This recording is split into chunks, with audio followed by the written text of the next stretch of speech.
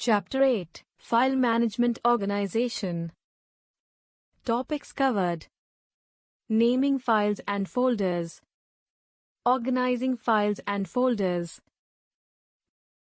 naming files and folders.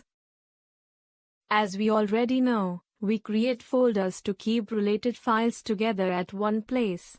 But have you wondered, how do we find the file that we need? Do we give it an identity? Yes, we choose suitable names for the files and folders that we want to save. The name tells us what the file or folder contains. Cyber tidbits. Any content created using a computer, such as a picture or text, is saved as a file. Choose a file name that tells us something about the contents of the file. Giving appropriate names to files and folders is very important. Have you seen the file names have .png or .mp3 or .text added at the end?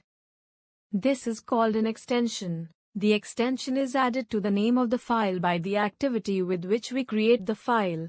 We can identify the type of content in a file by the file extension.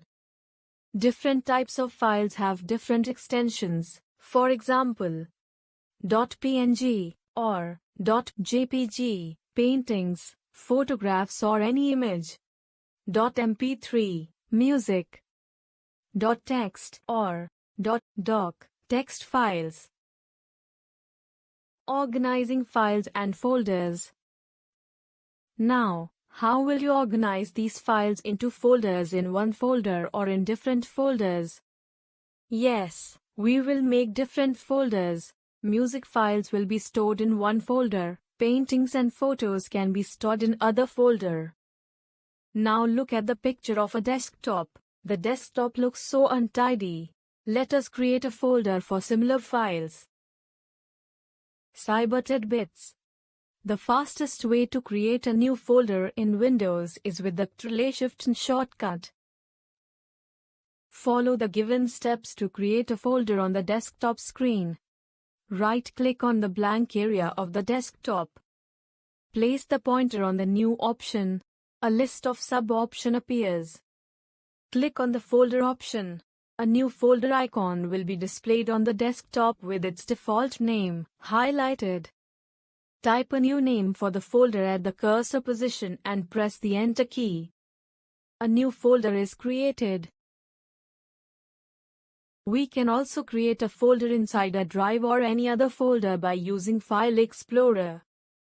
Open the File Explorer by clicking on its icon present on the taskbar. Select the drive or folder and click on the New Folder button present on the ribbon. A new folder will be created. The main folder is called the parent folder.